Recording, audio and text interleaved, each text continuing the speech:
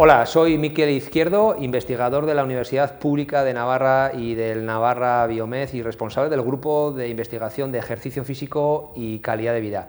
Os presento a mis compañeros del grupo de investigación, Robinson Ramírez Vélez, Alicia María Alonso Martínez y Antonio García Hermoso. Una de las ideas dentro del contexto de la Semana Europea del Deporte y promovido por el Vicerrectorado de Proyección Universitaria Social y Cultural es intentar transmitir el aporte que desde la universidad realizan los grupos de investigación en el ámbito social. Vamos a debatir cuáles son las aplicaciones prácticas que desde los estudios en relación con la inactividad y el sedentarismo nuestro grupo de investigación está realizando actualmente. Me gustaría empezar esta charla informal preguntando a Alicia, desde su punto de vista, ¿cuál crees que son las aplicaciones prácticas que se pueden llevar a cabo a raíz de sus estudios de investigación en el ámbito de la educación física? Bueno, pues en el ámbito de la educación física, principalmente lo que tratamos de hacer es la ciencia un poco más amigable, de forma que los test físicos y las pruebas físicas que todos hemos realizado alguna vez, las llevamos al aula y se las realizamos a los alumnos más pequeños. Sus resultados los traducimos a percentiles y les damos a las familias y a las direcciones de los centros y también a los profesores de educación física los valores de sus grupos de alumnos comparados por géneros y por sexo, para que sepan que ese valor se corresponde con un resultado futuro de salud. Antonio, ¿cuál crees, desde tu punto de vista, desde tus estudios de inactividad física, de sedentarismo que has realizado en niños preescolares, cómo sería la promoción o qué tipo de ejercicio, de actividad física, de educación física se debería de realizar en el ámbito escolar? Sí, muy buena pregunta. Principalmente la evidencia científica está orientándose bastante contundente hacia el hecho de intentar promocionar en la medida posible actividad física intensa, la que denominamos actividad vigorosa. ¿Qué quiere decir esto? ¿Cómo la podemos transformar en el ámbito escolar? Por ejemplo, trabajos científicos que hemos desarrollado desde el grupo de investigación, hemos mostrado cómo las intervenciones dentro de las clases de educación física, principalmente orientadas a mejorar la calidad de estas, con calidad queremos decir al contenido específico a trabajar, promocionando trabajo de contenido de condición física, que lo hemos comentado anteriormente, incluso actividades más intensas para intentar promover y de hecho parece ser beneficioso para la mejora de beneficios saludables. Sé que desde la unidad que diriges, de la unidad infantojuvenil en el Navarra Biomed,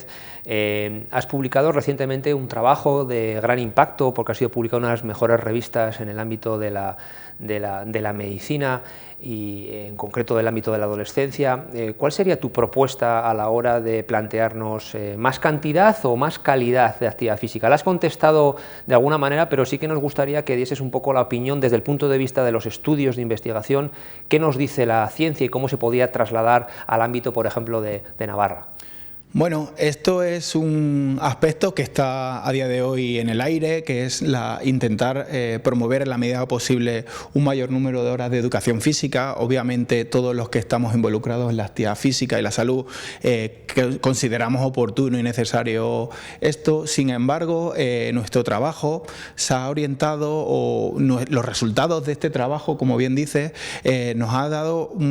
unos resultados bastante interesantes respecto a que parece ser más beneficioso la mejora de la calidad del programa de educación física, más allá que aumentar el número de horas. Obviamente, lo ideal, y aquí entran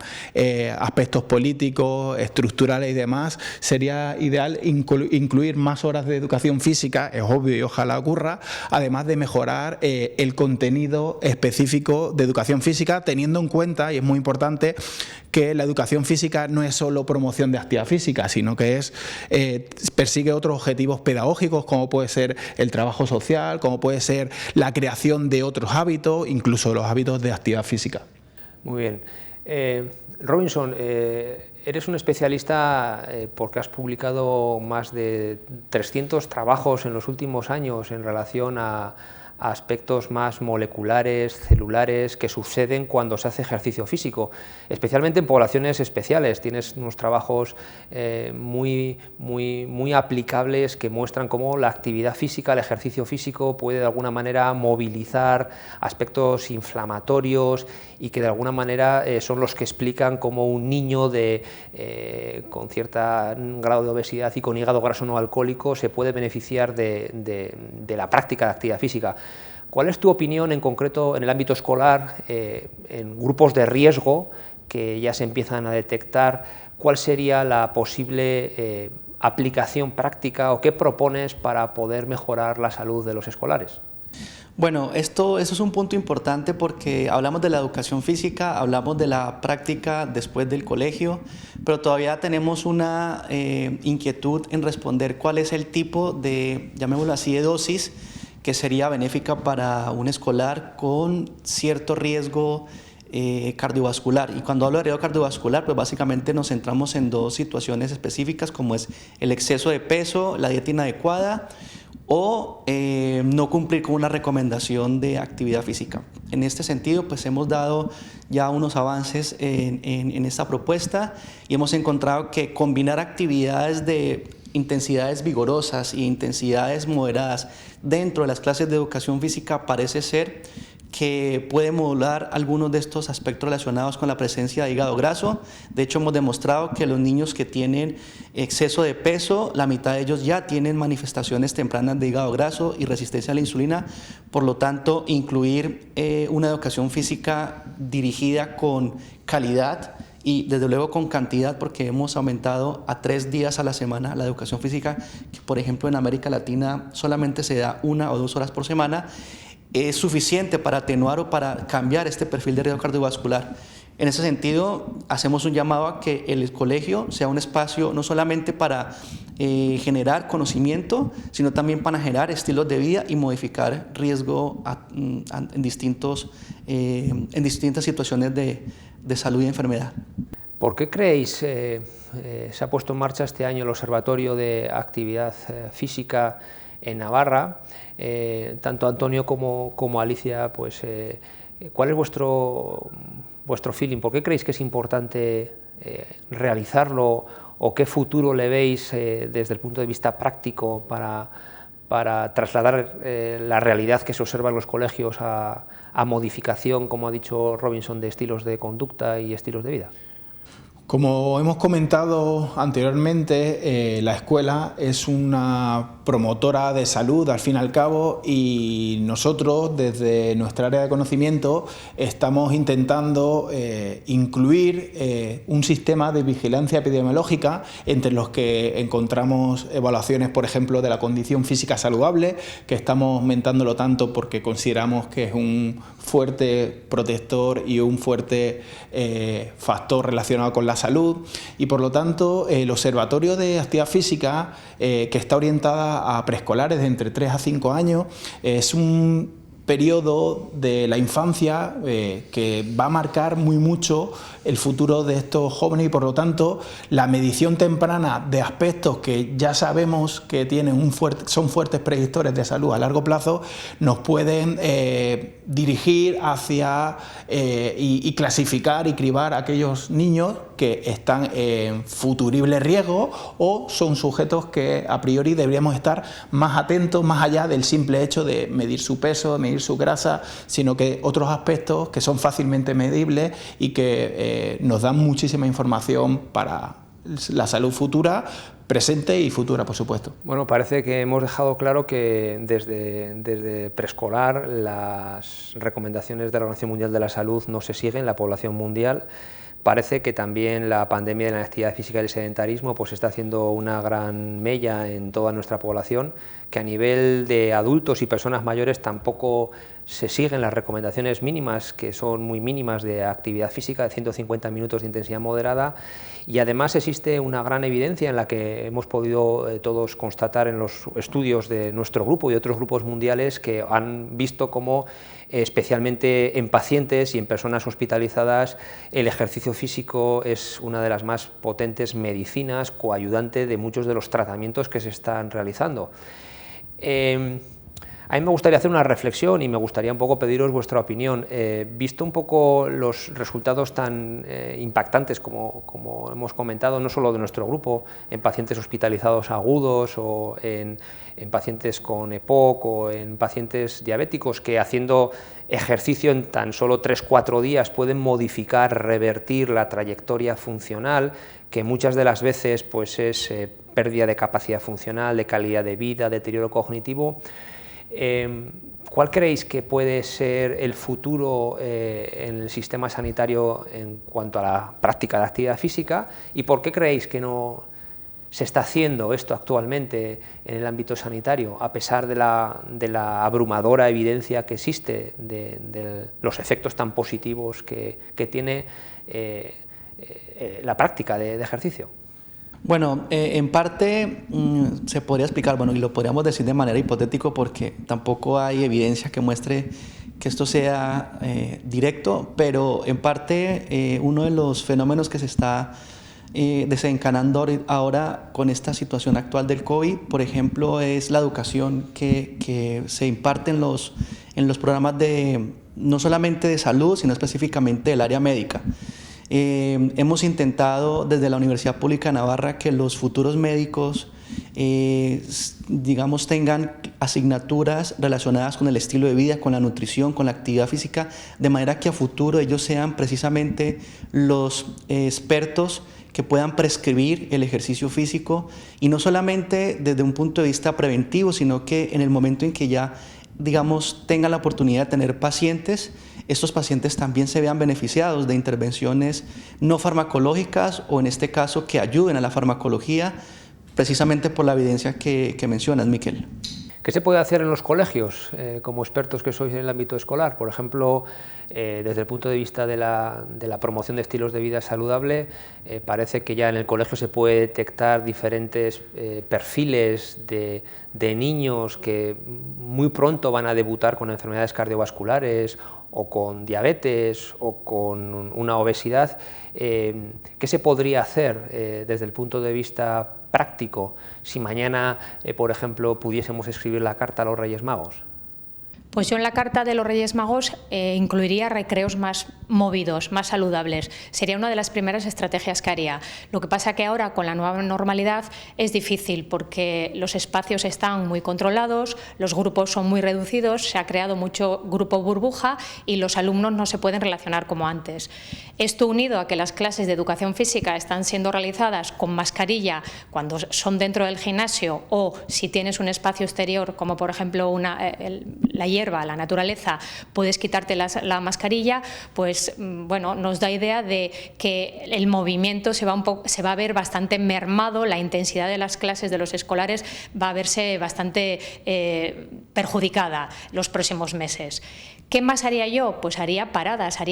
en medio de cada una de las clases. Pues a lo mejor tienen que tener 50 minutos de clase y el rato en el cual las aulas están ventilando, esos escolares pueden subir y bajar escaleras. Es decir, trataría de sumar minutos de actividad física al tiempo, con el objetivo de conseguir los 180 minutos diarios de movimiento para los escolares de 3 a 5 años.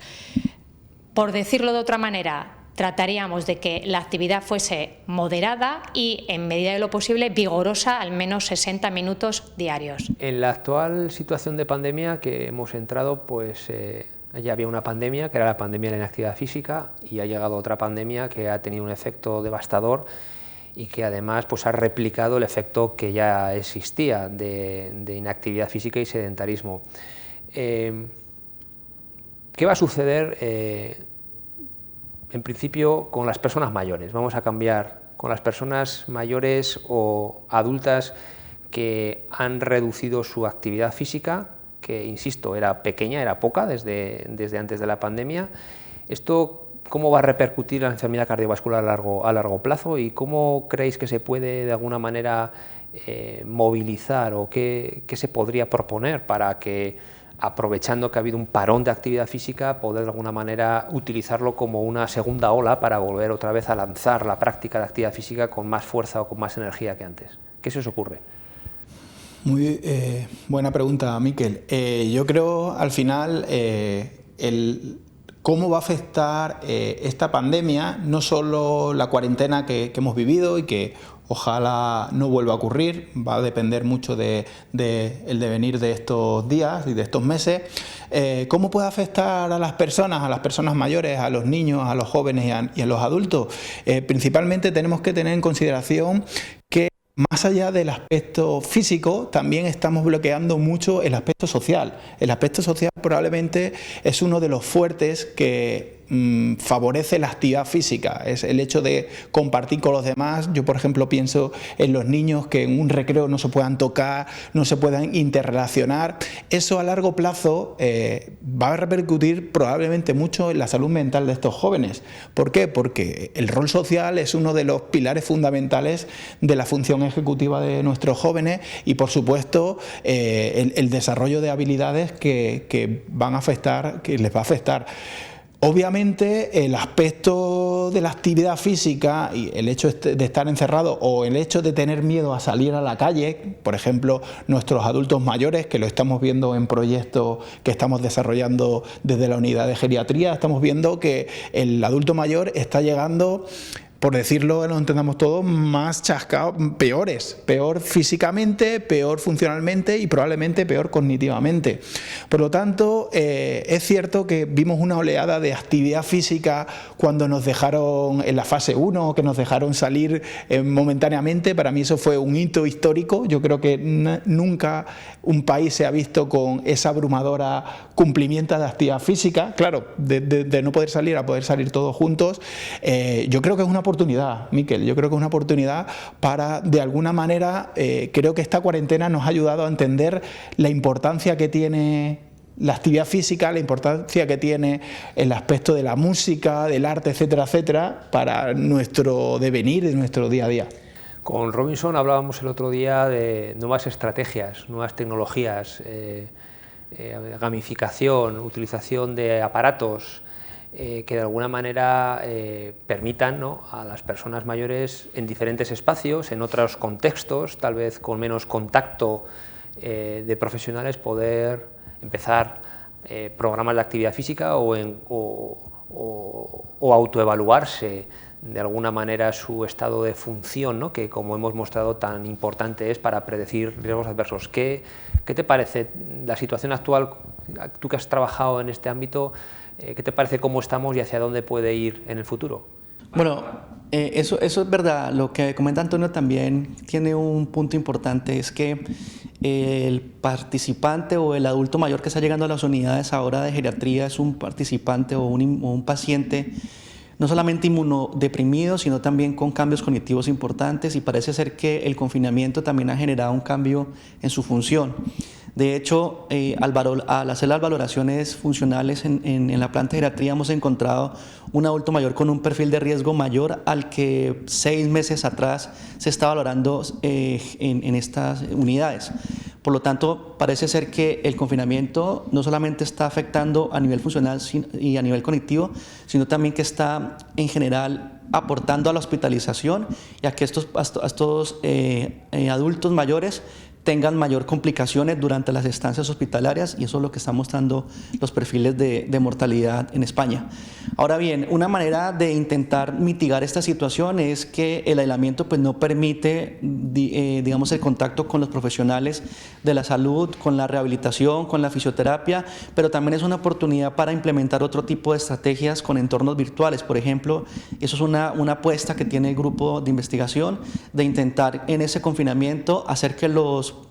pacientes que no se pueden mover por la limitación propia de la situación, intentar buscar estrategias llevando la tecnología precisamente a las plantas, a las unidades de rehabilitación, para que los participantes nuevamente retornen a hacer actividades básicas como desplazamientos, como recordar ciertos espacios que les trae, digamos, cierto bienestar,